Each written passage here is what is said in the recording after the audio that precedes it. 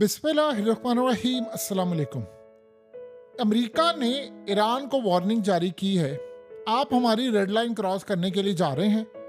ये जो आप ईरान इस वक्त बैलिस्टिक मिसाइल देने के लिए जा रहा है, अगर ये बैलिस्टिक मिसाइल किसी भी वजह से रूस पहुंचे तो भयानक जवाब के लिए तैयार रहना। असल में सीन ये हुआ है कि इस वक्त रूस की फौजें और उनके अहम तरीन जो ऑफिसर्स हैं वो इस वक्त ईरान पहुंचे हुए हैं। और ये आपकी स्क्रीन पर जो मिसाइल सिस्टम आ रहा है फैथ 360, ये असल में फतह के थ्रू जो वर्ड है वो यूज करते हैं। ये असल में 360 जो मिसाइल सिस्टम है ये बड़ा ही क्लास का मिसाइल सिस्टम है। ईरान इस वक्त बड़े बैलिस्टिक मिसाइल यानी आप समझ ले हंड्रेड्स ऑफ बैलिस्टिक मिसाइल देने के लिए जा रहा है रूस को।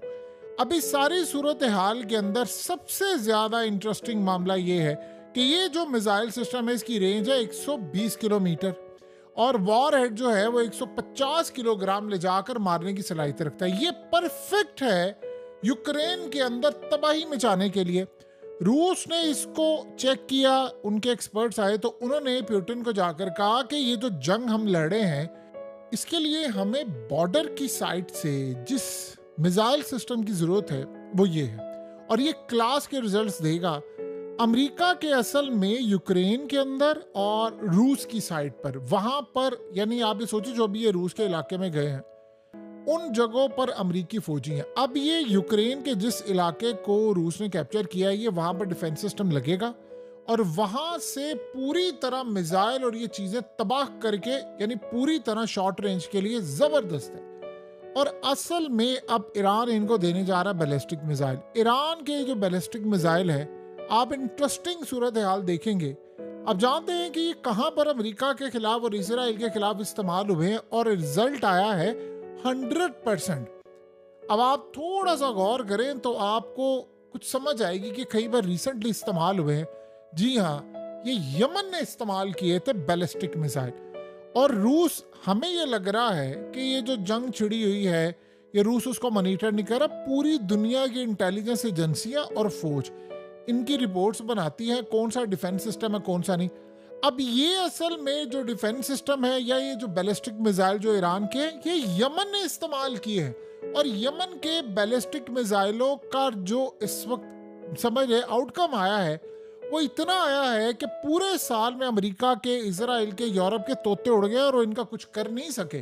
तो अब वो बैलिस्टिक मिसाइल जो यमन इस्तेमाल करता है वो रूस पहुंच रहे हैं और जो रिजल्ट्स वो वहां पर देंगे क्योंकि वो ऑलरेडी प्रूवन है कि कमाल उन्होंने किया है।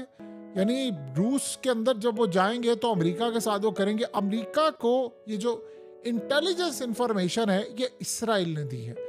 इसराइल ने ये इंफॉर्मेशन दी, अमेरिका तक ये पहुंची और आगे यूरोपियन इंटेलिजेंस एजेंसियों ने भी कहा। ये असल में इसराइल से निकली है। असल मसला सारा यहाँ पर ये है जो ईरान के अंदर अब तक की सबसे बड़ी नाकामी। ईरान टेक्नोलॉजी में आगे चला गया है, बैलिस्टिक मिसाइल में आगे चला गया है। तेल आप देखिए उसने अपना बेचना होता है तो उसका तेल वो कैसे समंदरों में बेचता है। उसके ऑयल टैंकर्स आते हैं, घोस्ट नेम के साथ नाम तब्दील करते हैं और आगे जाकर यानी फेक कंपनियां होती हैं उसके थ्रू बनाकर वो पूरी दुनिया के अंदर बेचते हैं और इस तरह वो अरबों डॉलर्स कमाते हैं। ये कोई नहीं कर सकता अमेरिका को डॉच देना, इस तरह करना। असल में इसमें होता ये है कि इंटरनेशनल सतह पर अमेरिका के अपने लोग भी शामिल होते हैं जो इंडिविजुअल सतह के ऊपर ये सारा काम कर रहे होते हैं, यानी वो पैसा खा रहे होते हैं। वरना आप बताइए कि मिसाल के तौर पर यूरोप पर अब इतनी बुरी सूरत आ इस वक्त आई है। यूरोप में जो लोग जाते हैं इलीगल समंदरों से वो ये के सारे ऐसी आसानी के साथ चले थे, पूरा अंदर तक पुलिस, बॉर्डर पुलिस और ये फौज सारी शामिल होती है उनकी, इसीलिए तो लोग जाते हैं फिर उन्हें। सो इस सारी सूरत हाल के अंदर ईरान जैसे भी करके उसने काम किया। अब ईरान के ये कमाल जो मिसाइल सिस्टम है और ये मिसाइल जो है वो अमेरिकी फौजियों को उड़ाने के लिए असल में जा रहे हैं। अमेरिका की तो चीखें निकल रही हैं कि अब आप ये सोचो उसके बाद क्या होगा।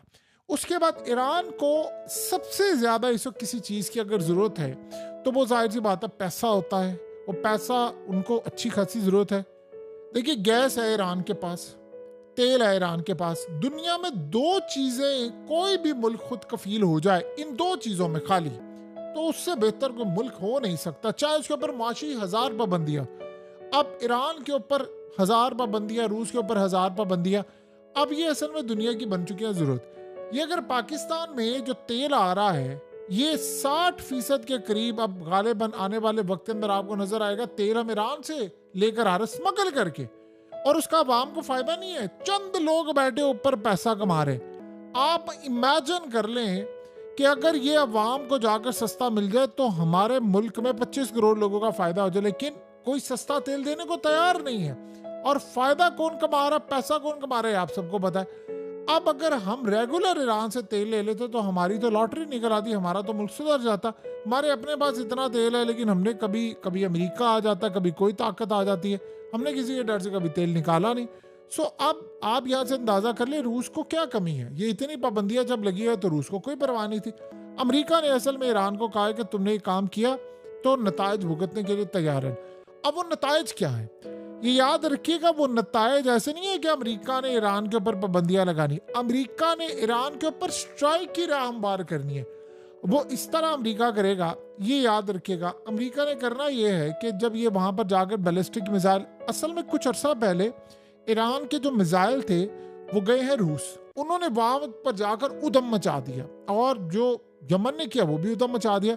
ईरान के गए ड्रोन्स उन्होंने भी वहां पर जाकर उधम मचा दिया, और उनकी इतनी कामयाबी थी कि रूस ने कई अरब डॉलर के उनके ऑर्डर कर दिए।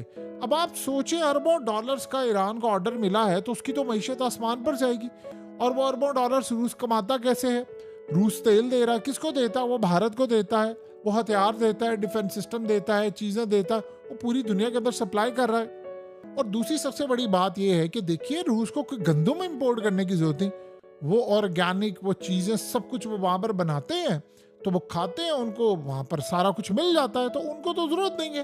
अब अमेरिका और इन सब ने तो सोचा था जी हम इनको तबाह कर देंगे, हम फलाना कर देंगे, हम ये कर देंगे, वो कर देंगे, तो ये सारी की सारी जो सूरत हाल है वो तबाही की तरफ आ गई है इनकी। सो अब जो असल में सिस्टम शुरू हुआ है, जो मामला इस वक्त शुरू हुआ है, वो इसराइल के लिए बहुत ज्यादा तबाहकुन है। वो इसराइल के लिए और अमेरिका के लिए, दोनों के लिए तबाहकुन है कि अगर रूस के पास या इनके मिसाइल सिस्टम जाएंगे तो रूस बदले में इनको चीजें देगा, ऑफर करेगा। आपको पता है Su-35 उन्होंने क्यों डिमांड की है? वो इसीलिए डिमांड किया ना कि हमने रूस का यानी एहसानमंद नहीं होना, हमने रूस के साथ दोस्ती करके इसराइल को दबोचना है। तो अब अमेरिका को इस बात का शदीद गुस्सा, असल में ये उछकल आई थी इसराइल को। अब यही वो वजह है कि नेतन्याहू को कन्विंस किया जा रहा है कि आप ये जो दोहा डील है इसको फाइनल कर लें, ये जंग खत्म कर दें, वरना ईरान इस जंग में नहीं कूदने वाला। इस जंग में पुतिन कूदने वाला है अपनी पूरी फौज समेत। आपको पता है कि सबसे ज्यादा समझदार इंसान इस वक्त अमेरिका पूरे में एक ही है, उसका नाम है डोनाल्ड ट्रंप। ट्रंप ने कहा कि मुझे अफगानिस्तान के अंदर, कहता है कि जब ये सारी सूरत हाल में रिसेंटली उसने जब ये बातें कई दफ़ा की, कहता है अफगानिस्तान में जब मैंने देखा कि वहाँ की औरतें, एक वीडियो देखी तो वहाँ की औरतें कहती है कि जी हमने तो नकाब करना है, हिजाब पहनना है, सब कुछ करना है। तो कहता मुझे बाद में बताया कि जी ये तो हज़ारों साल से वो कहते हैं कि हम यहाँ पर इसी तरह अपना चेहरा ढांपते हुए आ रहे हैं। तो कहता है मैं हैरान हूँ, अगर एक मुल्क है वो हज़ारों साल से करते आ रहे, उनकी ट्रेडिशन है, तो आप बताइए कि हम कौन होते हैं अमरीकी किसी मुल्क के अंदर उनके कल्चर में मुदाखलत करने वाली? अगर वो हज़ारों साल से करते आ रहे तो हम क्या वहाँ जंग करें, जाकर वहाँ लड़ाई करें? वो कर रहे हैं तो करने दे। कहता है आप देखें औरतों को, उसने फिर इन जोक में कहा, कहता है औरतों को आप ज़रा देखें कि कितनी मुश्किलात आती हैं, उन्होंने मेकअप करना है, सजना संवरना है। अगर मैं औरत होता और मुझे इस तरह की फैसिलिटी मिलती कि यानी पूरी तरह मैंने जाना होता तो मैं यानी बुर्का लेता और उसके बाद मैं चला जाता, कहता चलो डार्लिंग चले, यानी अपने खामन को कहता चलो मेरे साथ चलो, तो मुझे तो कुछ करने की जरूरत नहीं। कहता कितना मुश्किल काम होता इस वक्त आज के दौर में औरत के लिए मेकअप करना, तो हम क्यों लोगों के मामलात में मुदाखलत करते हैं? अब ट्रंप ने असल में ये बात कही है कि हमें किसी सूरत इन मामलात में पड़ने की जरूरत ही नहीं है। इन लड़ाइयों को ख़त्म करना, इन लड़ाइयों को आखिरी दम तक लेकर जाना, ये काम हमने नहीं करना। हम आके सीधा सीधा अमेरिका को बनाएंगे ग्रेट, और उसको ग्रेट बनाने के लिए हमारे पास एक ही रास्ता है और वो है कि जंगें ख़त्म करना। अब आप बताइए दुनिया के अंदर अगर एक शख्स उठकर ये कह रहा है कि नहीं हमने जंगें बंद करनी है, हमने फलाना काम करना है, और वो कह रहा है जी मैं यूक्रेन के साथ करूँगा, मैं ईरान से वैसे उसको बहुत ज़्यादा चिढ़ है, लेकिन इस मामले में फिर भी वो कहता है कि जी मैंने जंग नहीं करनी मिडिल ईस्ट के अंदर। तो आप बताएं कि सारी सूरत हाल में ये दुनिया की जो ताकतें हैं वो क्या चाह रही हैं? वो जी हम उसके ऊपर हमला कर देंगे, तुम उसको बैलिस्टिक मिसाइल दोगे। यही तो वो वजह है वो ट्रम्प को आने नहीं देना चाहते। वो कहता जिस दिन मैंने ऑफिस में कदम रखा मैंने सबसे पहले पुतिन से जाकर मिलना है और कहना इस जंग को बंद करें। अब वो जंग बंद होगी तो बताएं फिर सारा फोकस कहां पर हो जाएगा? इसराइल पर। और अगर इसराइल की जो जंग है वो बंद हुई तो बेहतर है, ना बंद हुई तो सारा फोकस इधर आ जाएगा। तो वो कहते हैं इसलिए इसराइल की भी जंग बंद करनी है। सो ये जो सारी सूरत हाल है, ईरान को धमकियां फलाना करना, हम ये कर देंगे वो कर देंगे, ये कर सकते हैं, स्ट्राइक कर देंगे, कोई चीज कर देंगे। लड़ाइयां सिर्फ इन्होंने करनी है, इनको और कुछ आता नहीं है। तो इसी तरह लड़ाई करके इन्होंने दुनिया में तबाही मचानी है।